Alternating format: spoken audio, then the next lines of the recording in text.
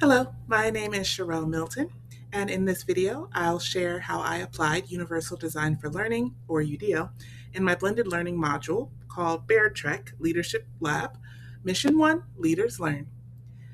First, UDL focuses on designing learning experiences that give students multiple ways to access information, engage with content, and demonstrate understanding.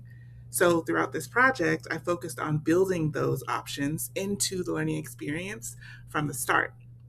My goal was to move beyond understanding UDL in theory and intentionally design for access, engagement, and flexibility. To do this, I included multiple content formats, student choice, differentiated learning pathways, and multiple assessment options. So, Bear Trek Leadership Lab is the course that I designed a blended learning experience for. And in this module, it was designed for fifth graders. In Mission 1, which is Module 1, students learn about leadership, empathy, creativity, and the design thinking process through interactive learning experiences.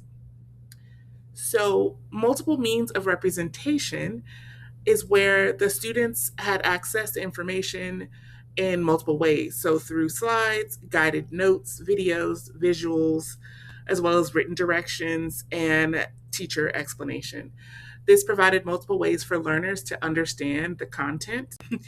Multiple means of engagement is where students were able to participate in discussions, design challenges, um, investigations, and choice activities, all to increase engagement and connectivity to the topic.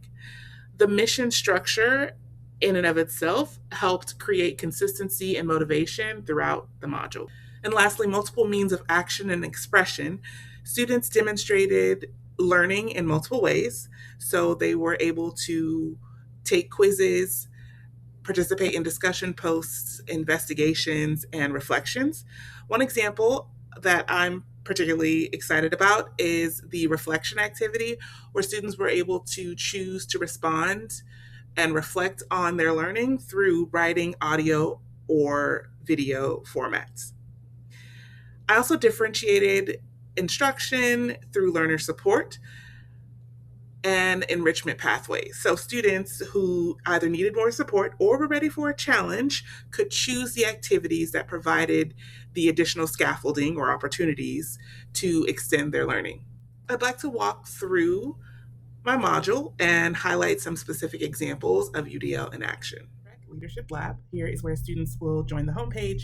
They get a note from me, a course overview. They can look at where we're headed in each module, as well as access the standards and a few guidelines and procedures for how they should behave in our blended environment. If they need help, they can click here. They can access me during class as well as reach out to classmates. If they forget, also at the top, there's also a contact information here. Now let's get into the Universal Design for Learning. Mission 1, Leaders Learn. Again, I have guidelines, expectations, so the students are always aware of what is expected.